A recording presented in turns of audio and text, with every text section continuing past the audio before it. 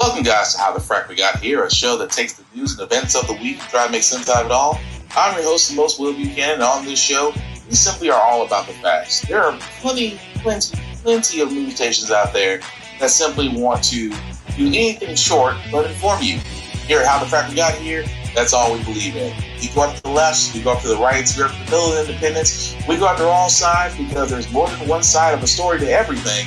And you need to know it all in order to actually formulate your own opinion. And that's what we try to do here at How the Frack We Got Here. Thanks for listening, and hold on. It's going to be fun. All right, guys. Today's date, November the 9th, 2022, and this is How the Frack We Got Here. I'm your host, the most Will Buchanan on How the Frack We Got Here. We do take the events of the week and try to make sense out of it all. Before we get started, guys, let you know that even though this is a news podcast, we try to be as friendly as humanly possible. But sometimes words do fly at the same time that there may be things that might be shown that may be too intense for younger viewers. So viewer discretion is advised. Aside from that, welcome. So how do we start with this? I would be remiss to say when I first decided how I wanted this week's podcast to go as well, we might as well talk about the elephant in the room. Unless you've been under a rock or just try to avoid social media or just all of entertainment, in this mid-season finale of America, season 2022, we had our midterms as of last night. The country did vote to see who they wanted to send to specific positions: governors, representatives, senators. Everybody who basically ran was up for grabs. And I would be remiss to say that as of the time of this podcast, guys, because keep in mind, votes are still being counted, but I just want to do a very quick recap of what we got so far.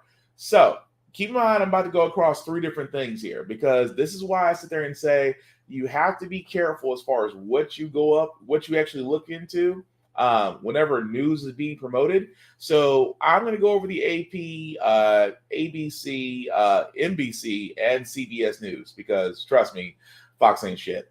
But as you can see currently, this is the current count as of the time we recorded, guys, that of course the House Representative race, according to the AP poll, 182 Democrats have been reelected versus 206 Republicans. And of course, in the Senate, you have 48 Democrats and 49 Republicans. Currently, as both in the House, you would need 218 for a majority vote. And in the Senate, you would have to have it at least 51. Now, that's the AP. If we go to NBC News, again, for the Senate, it does show that the Democrats have 48. On this one, because they're not counting Alaska yet, because Alaska will have a Alaskan senator there that'll be voted on later in the year. So they're not counting it. But as of this moment, it's still 48-48 as far as the Senate goes. From the House Representatives, however, we just got to wait a little bit. There we go. So if we believe NBC News, this is their projection. Keep in mind, this is a projection. This is not official as of yet. But NBC is projecting that the the House Republicans may get the House, although that is still up for grabs as well. Keep in mind, that's the projection they have, that that the Republicans will get 222 versus the Democrats getting 213.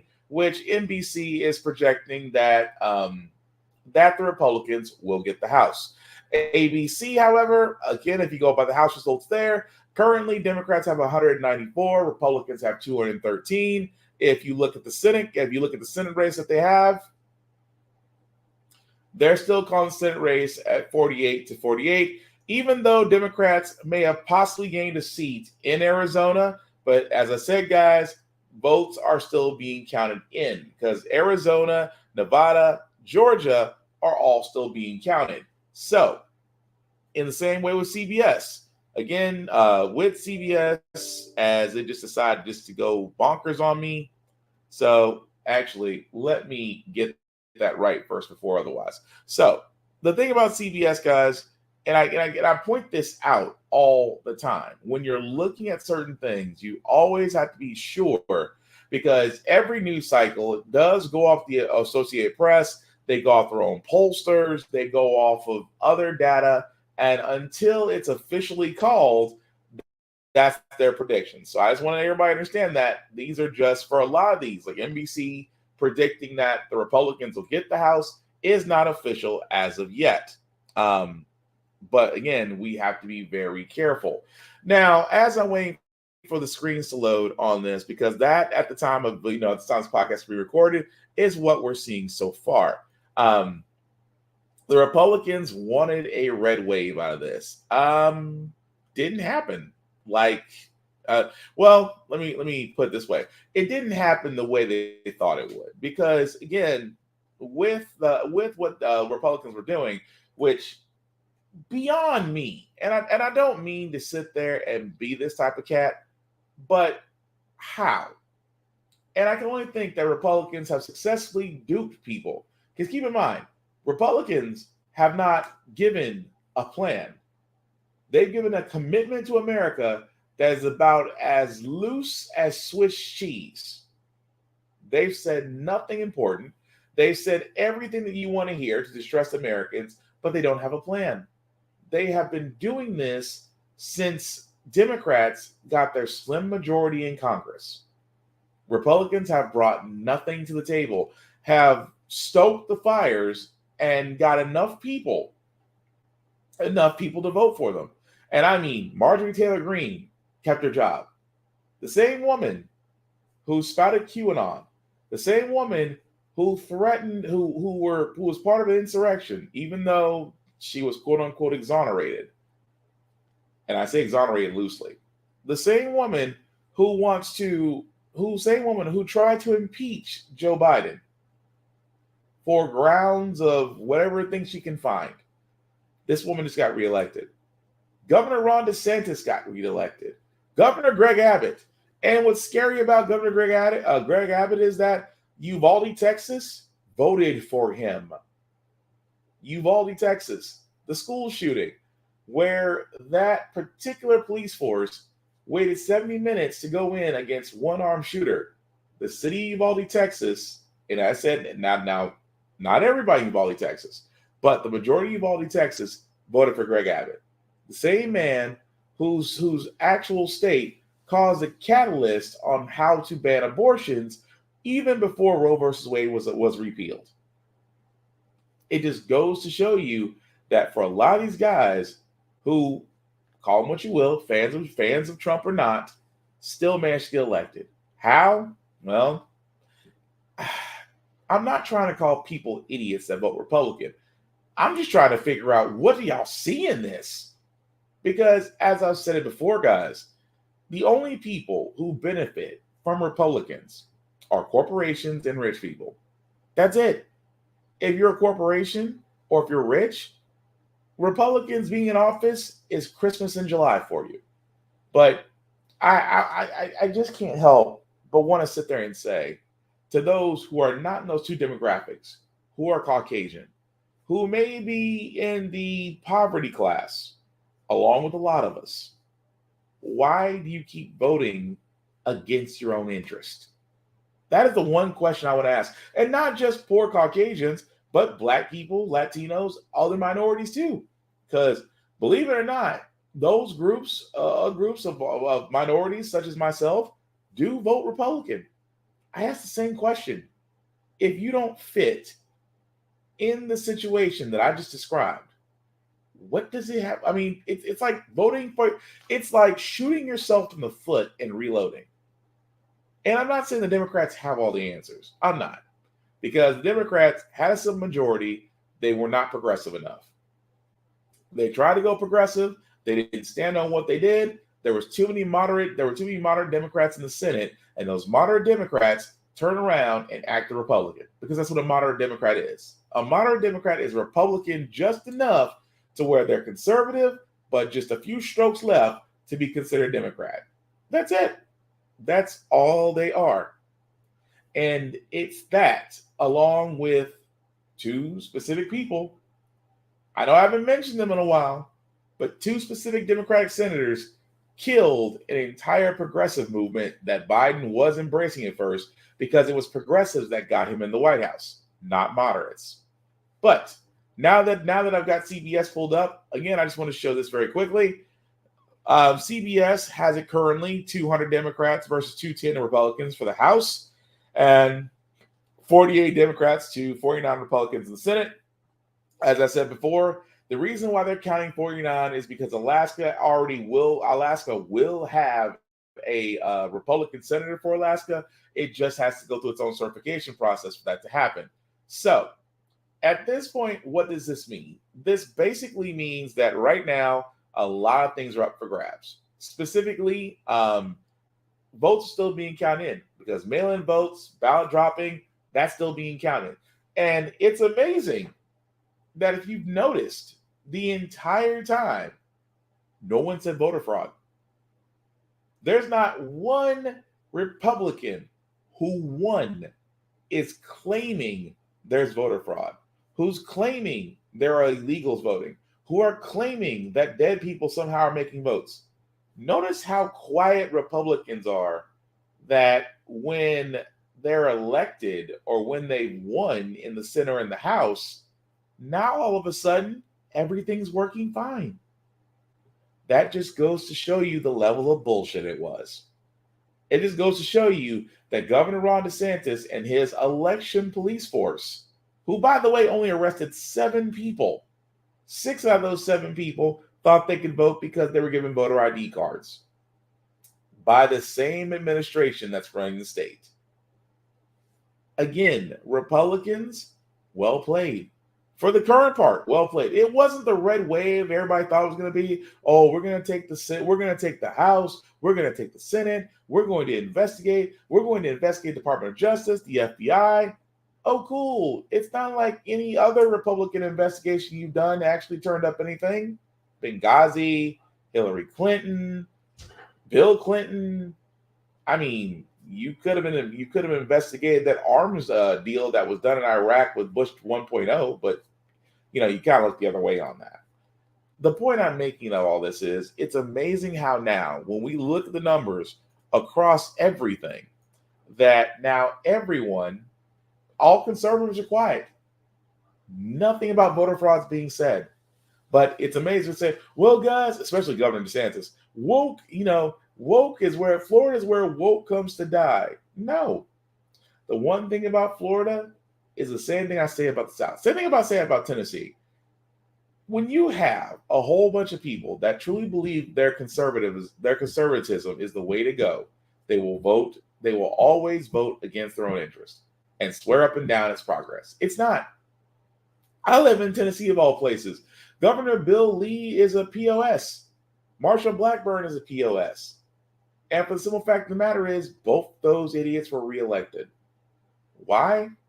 Because when it comes to Tennessee, you have a lot of people out there that do not understand. I want to call them idiots, but sometimes I truly, truly believe that it's not them being idiots. It's honestly them voting against their own interests, and the word progressive scares them. The words, things they're not used to, like progress, like being progressive or CRT, which was a big thing. Why? Those of the conservative and Fox News variety scared you with that. Oh, they're being too progressive means they're spending too much money. Critical race theory means that your white kids are going to be shamed upon because of their ancestors and what they did. And we don't want our kids to go through that. You don't want your kids to learn about actual history? Amazing. But aside from that, what's happened so far in this, now you would think for the longest time that inflation, because we've heard inflation multiple times throughout the beginning of the year. We've heard about inflation. Oh, inflation's on the rise. Everything's going up but your paycheck. You would think in the election, when they did a poll, what actual American voters were concerned about. And the messed up part about it wasn't inflation that was the biggest thing. Crime and campaigns nationwide, abortion was the second most important issue for voters behind inflation. ABC News exit polls found 32% of voters nationwide said inflation was the biggest issue, followed by abortion at 27%. 53% of voters nationwide said in exit polling they trust Democrats over Republicans with abortion. In some razor-thin races, abortion was likely the deciding issue for voters. In the swing state of Pennsylvania, abortion actually topped inflation as a top issue for voters, according to exit polls. In that state, Democrat John Fetterman bested Republican candidate Mehmet Oz despite tight margins. 5 states had abortion on the ballot itself this election. Voters in California, Michigan, and Vermont voted to codify a right to abortion in their constitutions. Voters in Kentucky rejected an amendment that would say there is no constitutional right to an abortion. Votes for a proposal that would further restrict abortion services in Montana are still being counted. Crazy, isn't it? That even though inflation was the number one subject, abortion was second. Now, you guys have heard me say many times on the show that if you don't give birth to children, you don't have an opinion on abortion. If you do not give birth to children, you don't have an opinion. But it's amazing, and I've said this before, how a room of decrepit old white men can tell a woman what she can do, what she can do with her body. It is literally The Handmaid's Tale, the real game. And it is amazing to me that we still in 2022, and this is why I sit there and say why Democrats really didn't run on this. Aside from the many other things, they didn't run on this. When the conservative Supreme Court shot down Roe versus Wade, calling it unconstitutional, something we never thought would happen, it's like, why didn't Democrats turn around and run on that platform? Those that are running for the Senate, those that are running for the House, those that are running for local state positions, why didn't you run on this? It's like, especially because women voters, I mean, even myself sat there and said, you know what?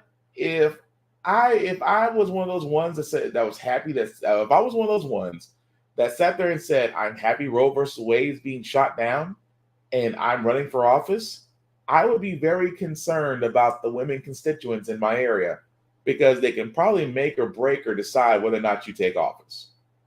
But again, I'm shocked. I'm shocked, but I'm not shocked. The states that I knew that would vote to make sure that that's codifies, exactly. The South, not surprised. I live in the South, born and raised in the South. And as much as I am a progressive person in the South, I am surrounded by conservatives who really do vote against their own interests, who really do believe that everything is going the way it should be. These are the same people that will turn around and complain about anything and everything. Oh, bills too high, rents increase. We have too many people in Tennessee. We got everybody coming to Nashville. Rent's gone up. It's hard to get a house. It's hard to get a loan. It's hard to get financing. Banks don't like me. And at the same time, you'll vote against your own interest. You'll put in the exact people because, they're business people. They should know what to do. Wrong. It's amazing how we didn't learn our lesson with Bill Lee the first time. A quote unquote successful businessman does not make a great politician. I'm sorry. He does not. And the fact that we voted him in again, the fact that he was voted again, Scott DeJarlais was somehow put in again. But the messed up part that I'm getting to is not that of this election. The messed up part, unfortunately, that with decisions happening in Nevada, Arizona, and Georgia, 3 states that could actually decide the control of the Senate, which at this point Democrats are hoping for, because it looks like, for all intents and purposes, unless something happens, Republicans may get the House. Now, again, it's not bad. It's not a bad scenario, Republicans getting the House. It's not bad as long as Democrats get the Senate. And then you just have a lame duck session because the House has to the House has to draft a bill and it has to pass. And of course, in the Senate, as long as the Democrats stick together, should be no problem. And of course, with Biden still running at the last of his 2 years of his term, could veto anything, which sends it back down again. Balances and checks and all that.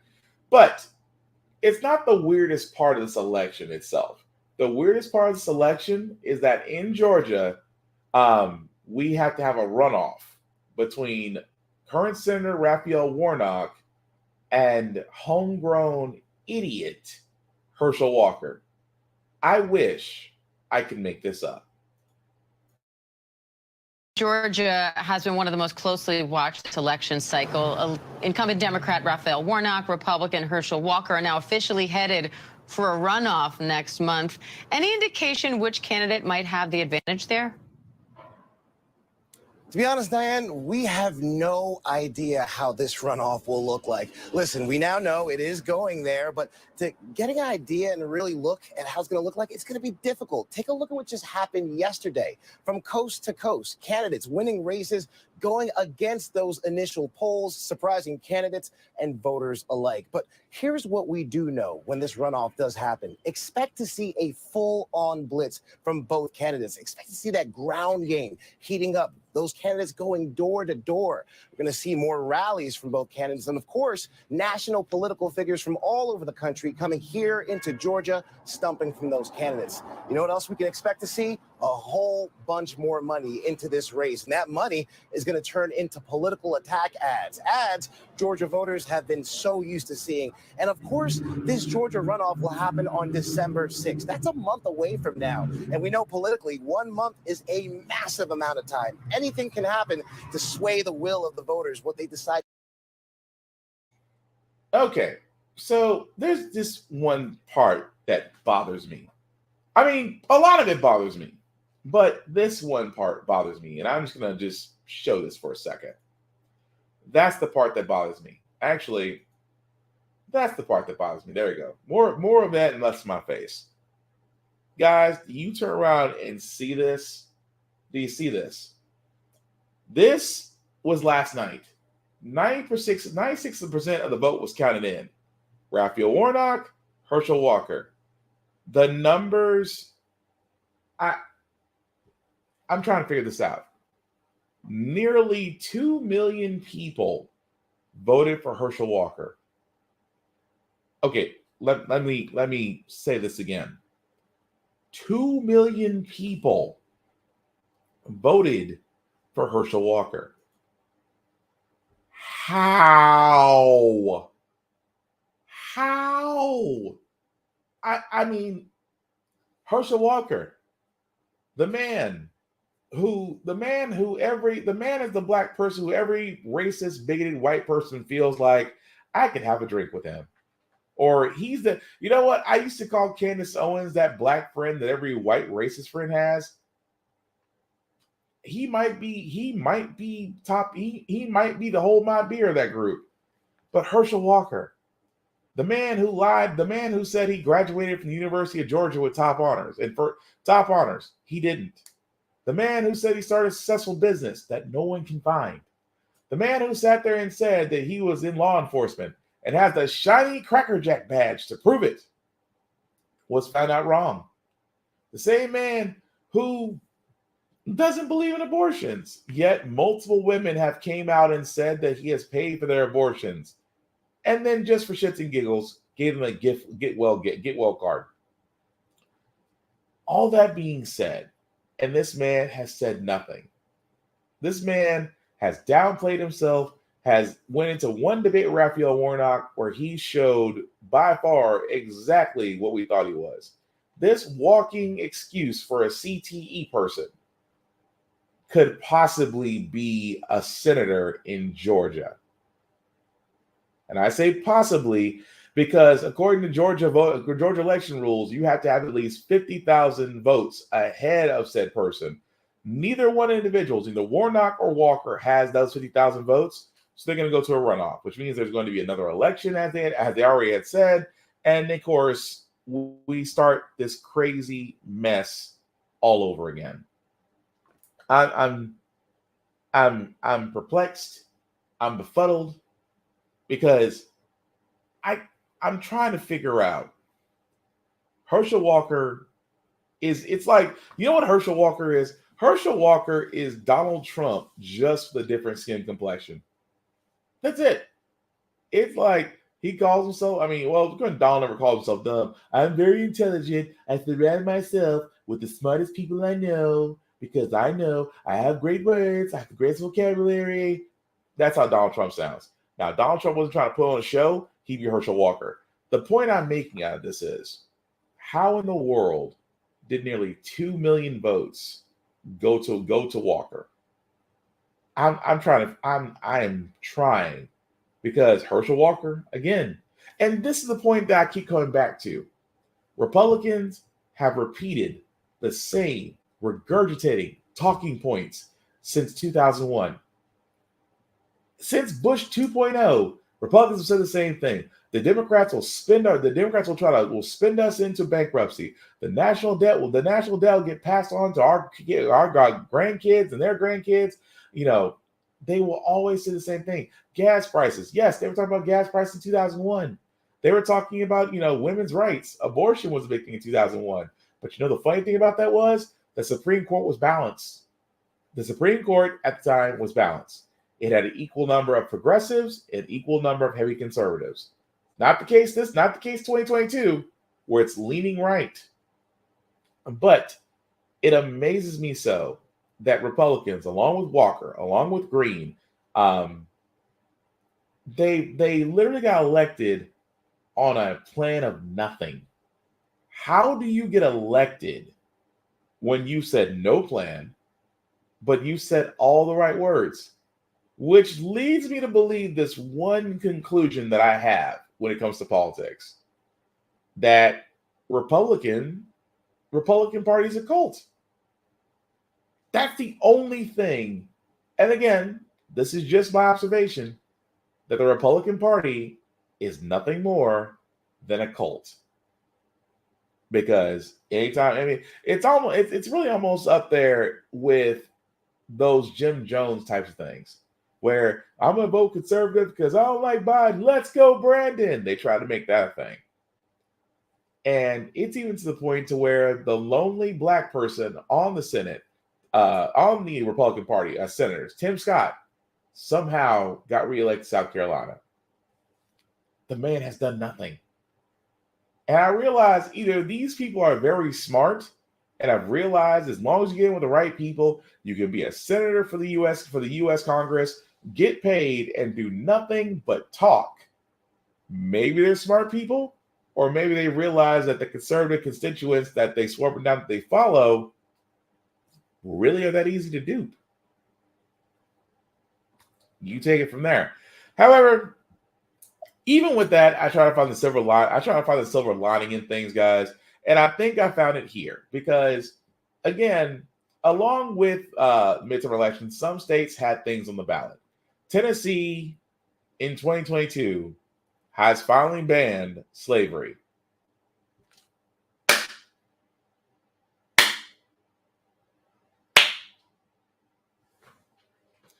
Bravo, Tennessee. Well, to be a trailblazer.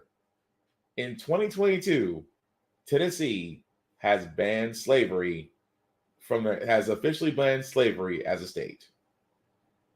Unless it goes with imprisonment. That's Tennessee being progressive. Even though a little over 2 centuries late, but that's Tennessee. Let's not forget that other states have done differently. What I mean by other states, I mean Maryland and Missouri legalized recreational marijuana because the bill was actually for recreational marijuana was for Maryland, Missouri, North Dakota, South Dakota, and Arkansas. Now, out of the midterm voting yesterday, apparently the bill had enough yays for Maryland and Missouri to actually have legalized recreational marijuana. Unfortunately, in North Dakota, South Dakota, and Arkansas, the ballot did not go through. Now, what does that mean? That means that with that being added, we have what? 1, 2, 3, 4, 5. We now have 17 states. 17 states where marijuana is legal. Obviously, the ones that are in contention right there is for medical use. So the light green is medical use. Green is all go. Yes, I know how that sounds. Green is all go. But it's progressive. That's progressive to me. To me, right there, that's progressive. Because like I said before, I'm not a cannabis smoker, but I do see the medical applications in it. I do see the mechanical and agricultural applications in it. And just like most things that were deemed illegal, the only way that they were beat is to make them legal and tax them. That's it. You want to? I say it best. You want to know how to stop weed smokers? You want to stop the quote unquote war on marijuana? There is no war. It's just like the war on drugs. It was bullshit from Jump Street because it was more focused on marijuana than it was cocaine. When you guys are, half the time you guys are worried about how much Sudafed and how much Claritin and everything else that you buy in a store because, meth is the problem. But again, marijuana. Marijuana has helped out many people. And again, the applications are endless. The economy is booming, especially in the states that do have recreational marijuana. And now Maryland and Missouri is going to join that. And again, that knocks up. So 17 states out of 50 where you can go and toke up. So for those who are cannabis smokers, have fun. Although for those who shot it down, but you're popping oxycodone, Percocets, and Oxycontin, yeah, we can tell what you go for. But it is amazing to me, guys, like I said before, with all that being said, that it has dominated. So far, and keep in mind, like I said, the midterm's still going on. They're still voting to be done. And if there is any news, we will definitely cover it and go from there. But overall, what does this mean? Let's play devil's advocate. There's only 3 scenarios this can work out in. Scenario number 1, say it's an even split. Republicans get the House, Democrats get the Senate, with Biden and Kamala Harris in for the last 2 years of the first term. It could be a lame duck session. It could be Republicans trying to trying to do their investigations, but will be hard to do if the Senate is still ran by Democrats. And especially Joe Biden would try to step in and make sure that these ridiculous investigations don't happen. Possible. Scenario number 2, Democrats could somehow, and I say somehow, and it's probably less than likely, could probably still get a majority in the Senate, which they could do if Arizona is validated to be in their favor, if Georgia, off a runoff, be validated in their favor, they can get the Senate with Kamala Harris being the tiebreaker. So they can still have a slim majority, but again, it seems less than likely at this point because as the House is leading right now, it could go Republican and again, go back to scenario 1, but scenario 2 is possible. Then there is scenario number 3, which again is less than likely, but it's possible. Republicans could get this, and I say this, Republicans more than likely will get the House. And if some snowball's chance in hell, they get the Senate. Will that make things difficult? Yes. We've seen what happens when Republicans have barely the Senate. When the Republicans had the Senate and they had the presidency, they passed through tax cuts that are still actually active to this day. Same tax cuts that Trump put in are still active. They have not been turned down. The corporate tax rate has not been increased. And again, the tax breaks that were taken from the middle class have not been reinstalled. But tax breaks have been given to the upper parts. Republicans, we've seen what Republicans can do when they have the Senate and they have the presidency. But in this scenario for number 3, which again, less than likely, if they do have both the House and the Senate with majority, then yes, unfortunately, they could actually push things through. Oh, Biden can try to veto it, but it'll go right back to the House and Senate again to be voted upon, and they could overrule his veto. But again, scenarios 2 and 3, in my opinion, are less than likely. Scenario number 1, with Democrats getting the Senate and Republicans getting the House, seems to be the more likely scenario. But we will find out, because like I said, voting is still going along. We may not get answers about the results of the midterms and the fate of our Congress really until sometime Friday or possibly, and I say possibly, next week. But with that being said, we did have other news, especially this one, because this kind of hurts my heart, because we as Black people always have to endure so much. And no, I'm not talking about Kyrie. I'm not talking about Kanye, because it's stupid to talk about something or say something that, unless you have factual evidence, or unless you have historical data, or unless you have something that actually sounds concrete. Because people kill me, and I don't mean against this rant with Kyrie Irving. To me, he deserves everything he gets. Just like Kanye, you deserve everything that's happening to you. You do. When you say comments like that, when you hear people say, "Well, we are one of the lost tribes," I'm like, prove it. Prove it. As a man of facts, prove it. I am more. It's like, here's for all those that are saying, you know what, Black people are the true Jewish people.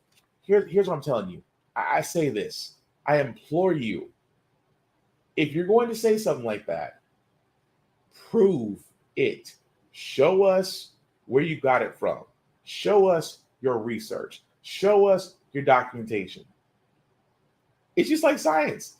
You throw out a theory and expect, because you said it, that we take that theory to be fact. We don't. Show us where you're coming from on this, and then we can have a conversation. But no, I don't feel bad about what's happening to those guys, because again, when you say something like that and you're just like, I don't gotta prove it to you, what makes you no different than a person that's for Trump? What makes you no different than a troll on social media that's going to ask you to prove what you say?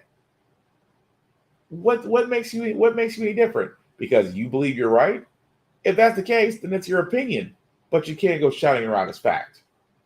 Not without due diligence. You're not Candace Owens, you're not Ben Shapiro.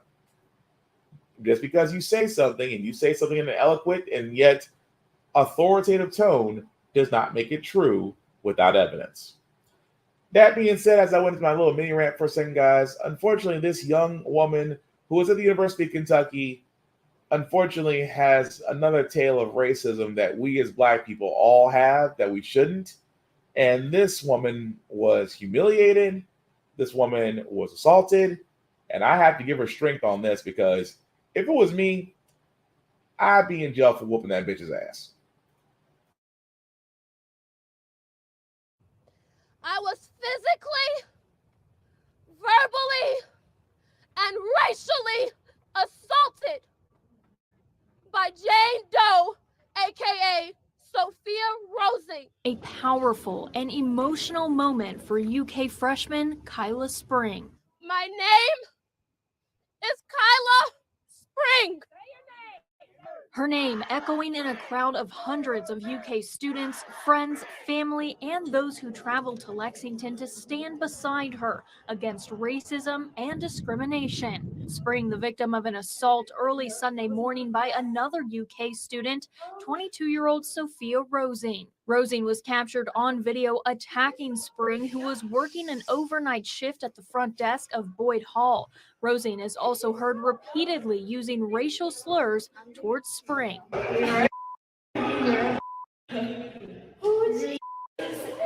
Rosing was arrested, charged with assault of a police officer, disorderly conduct, and public intoxication. A judge ruled Monday that Rosing is to have no contact with any victims, no alcohol, and no contact with Boyd Hall. Spring addressing the incident Monday night at a march to stop racism and discrimination. She says she prays Rosing can open her heart to love. As Michelle Obama once said, when they go low, we go high. When they go low, we go high. When they go low, we go high. Spring's mother also addressing the crowd of supporters, urging them to continue the fight for equality and to end violence and hate. We thank you. We're grateful for you. But we charge you to not just let this be a moment. Let this be a movement. University of Kentucky issued a statement condemning the actions of Rosing, stating that an investigation and disciplinary review is underway. But while the Spring family waits to see what action the university will take, Kyla had one final thing to say. And to Miss Rosing, you will not break my spirit. In Lexington, Caitlin Shive. Now, I will say this about that young woman. That was a lot of poise, a lot of strength, and wise beyond her years. I will give her nothing but the utmost respect because that took a lot of courage and strength to not beat that bitch's ass. I try not to encourage violence, but I'm usually a peaceful dude. But in that sense, a drunk person that was trying to enter the ground and trying to enter a dorm at University of Kentucky, that young woman right there, being an RA, was making sure that she couldn't enter. And the entire time being called the N-word. And the restraint that young woman showed. And then at the same time, we know how this happens. You know, she didn't want to give the drunk white girl, didn't want to give her name, which, again, I still find that amazing. I'm like, how did you not give your name to the police? At the same time, she also got booked as a Jane Doe. Come to find out that she does come from a well-off family. And I love the fact that as she tried not to give her name, I'm like, number one, in an electronic-fueled society as we are, there's always going to be somebody that knows you. They may look at that. They may look at your picture and go, I know who that is. Yes. Now we know who you are. And Sophia Rosing, I hate to say it, but what's the worst? I mean, worst case scenario, what can the university do? Kick her out? I mean, she won't face it. I mean, yeah, she faces charges, but as you heard, most of the charges were drunk and disorderly. Most charges were attacking a police officer.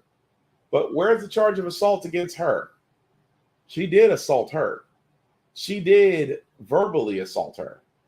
And I heard no charges whatsoever for that young lady because now, again, I'm going to tell you what's going to wind up happening. That Miss Sophia Rosing, the drunk white girl in the video, her parents will basically get her out of University of Kentucky. She will go to a no-name school. More than likely, I won't say her name will be changed, but she's going to go somewhere where no one knows her and still be able to continue her education. And the unfair out of all this. Now, I'm not saying that the white girl's life should be ruined, but she should be made an example of. Because, like I said, had it been me, in my mind, I can only hear "try Jesus, not me," because I got hands. That girl, if I was a woman if I was a black woman in that sense, and a white girl who's drunk is calling me the N-word repeatedly so many times, I don't think there's a court in the world I'll sit there and be like, I mean, you can only take so much. She would have got equal lefts and equal rights, only hands. But again, it just goes to show you that this is the melting pot that we have. Do you wonder why we keep on saying cultural sensitivity needs to be taught? Do you wonder why some aspects of critical race theory needs to be taught? Do you wonder why that we really need to look at the society, the societal environment that we have? Why it needs to be looked at? Why it needs to be adjusted? Why in some cases where I've told my kids that, look, I don't expect you to start a fight, but I expect you to finish it. Because in my opinion, there's two ways they can be respected. One of them is stomping their ass out. But I try not to encourage violence. Like I said, I love that young woman is doing. She's like, you will not break me. Because it is amazing. And that's why I said it's one of the reasons why I keep on saying the entire time why I don't like the N-word. I don't like the N-word for that very specific reason.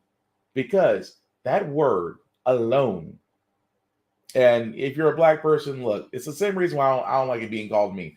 I don't like being called the N-word because, number one, I'm not that. I am a Negro. I am a niggas. I am a, I don't really call myself a black king because not everybody be kings and queens. Some of us got to be court jesters.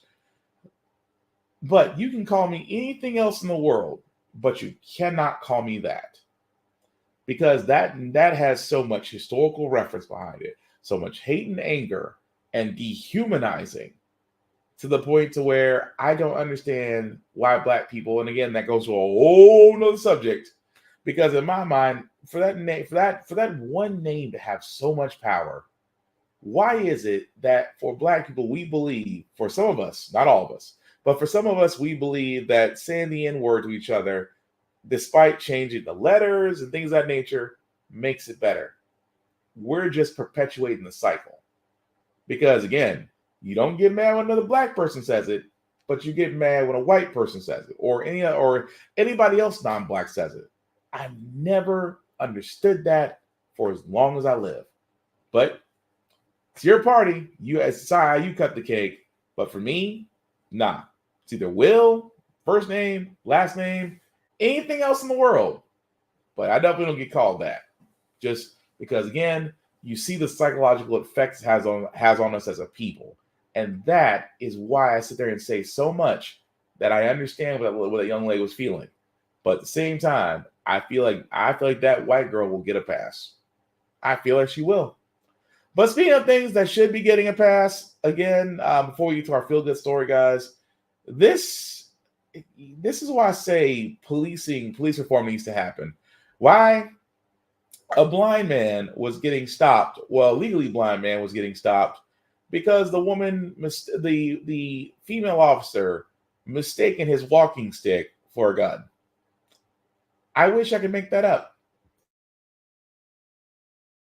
Hi there. Hey. What's this in your back pocket?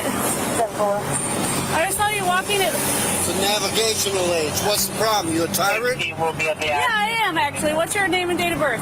I don't have to give that unless Yes, sir. I was investigating. You have reasonable. Do you want me to put you in handcuffs right now? Yes, sir, I do. What is your suspicion? It looks like you're carrying a gun in your back pocket. I'm stopping to make sure you're carrying it properly. You don't have you to... ensured that it's not a firearm? No, you keep turning so I can't see it. You don't have to be a to me. Well, you're being one to me. No, sir, I'm doing my job. Am I detained? Yeah, you are. Sir, what's the stop for? For a walking stick. So, and it could look like a weapon. She asked you to present it, okay? Now,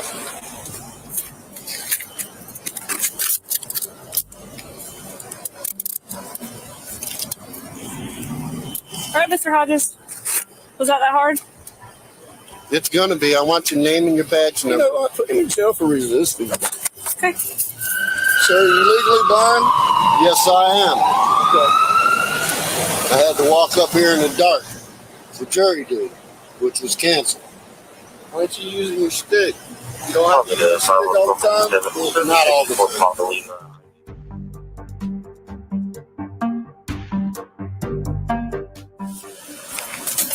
I want your name and badge number 2, sir.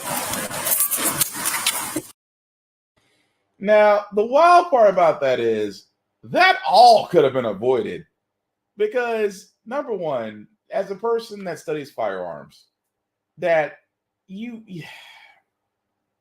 I feel like you should know the big difference between a walking stick and a firearm. And I feel like, and this is just me, I feel like that young lady just didn't want to admit fault. I feel like the officer didn't want to admit fault. And if you're the guy who's going to back up said officer, I don't feel like, it's almost like you don't want to correct them. It's like, well, of course, when he stopped, let's be honest, he did seem a grumpy, but that's usually older people anyway. Have you ever been around an old person? You'll be very rarely to find that they're usually not in a good mood. At least some of them.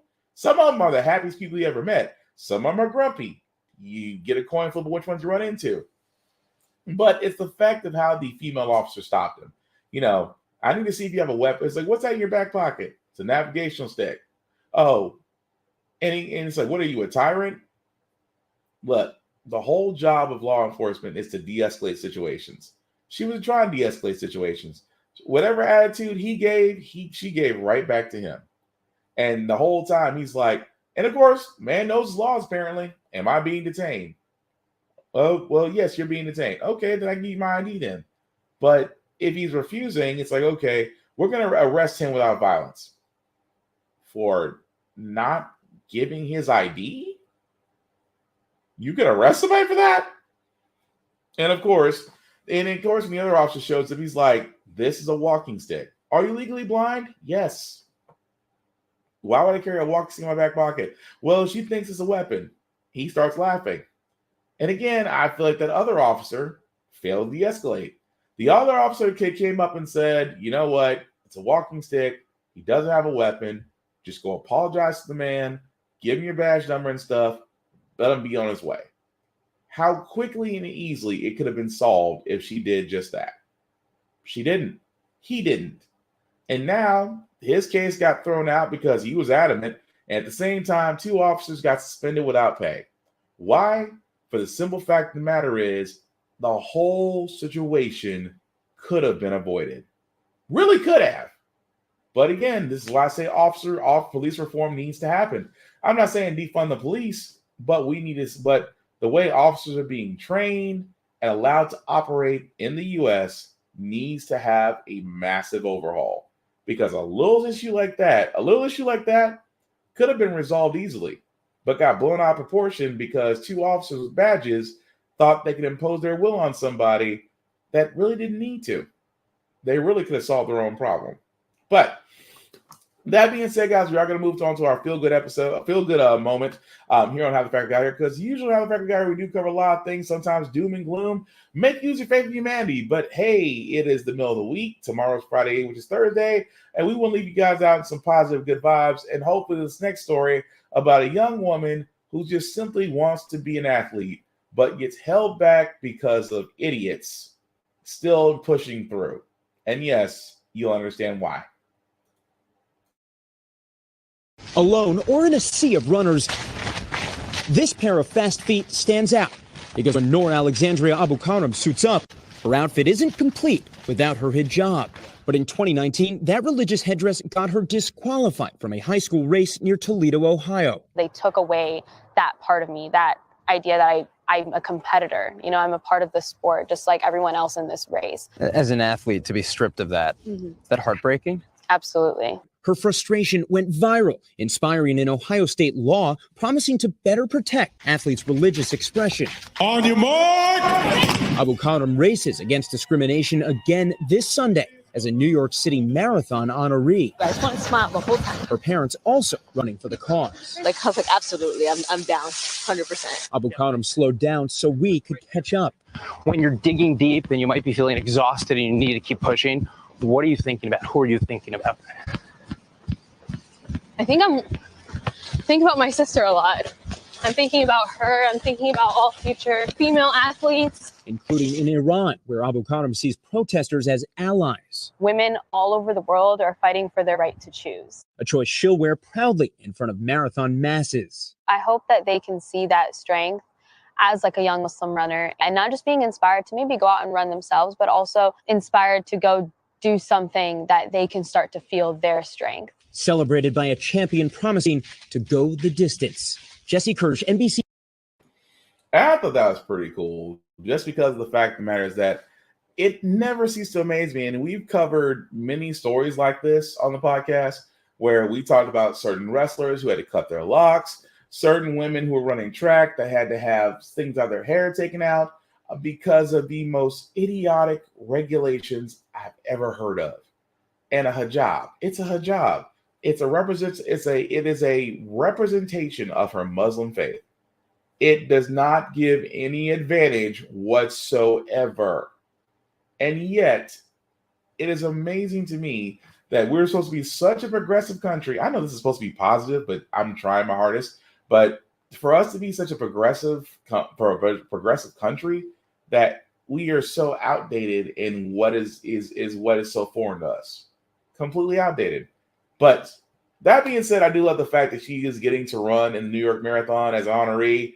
Anybody who does marathon running, God bless you. Because don't get me wrong, I'm trying to get back into it. I miss running, but my running was more short distance, football, basketball, some soccer, but if you're going to sit there and tell me, how far are we running? 26 miles. We could just take a car. But again, for all those that love marathon running, kudos to you guys.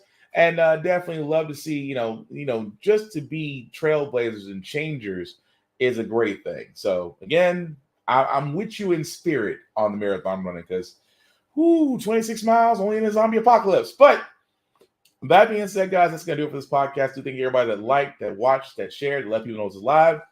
I certainly appreciate that.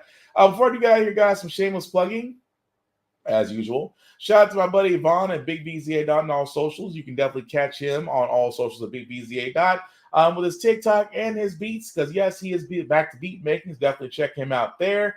Of course, guys, I can be found on all socials under the name BlackFox447. Like and follow me on Instagram, on TikTok, Facebook, and also the How the Frack We Got Here Facebook page as well. I do post everything that I review and watch. I cannot wait to play God of War Ragnarok, but I have to wait because I have responsibilities. And also gym stuff because I do a couple push-ups.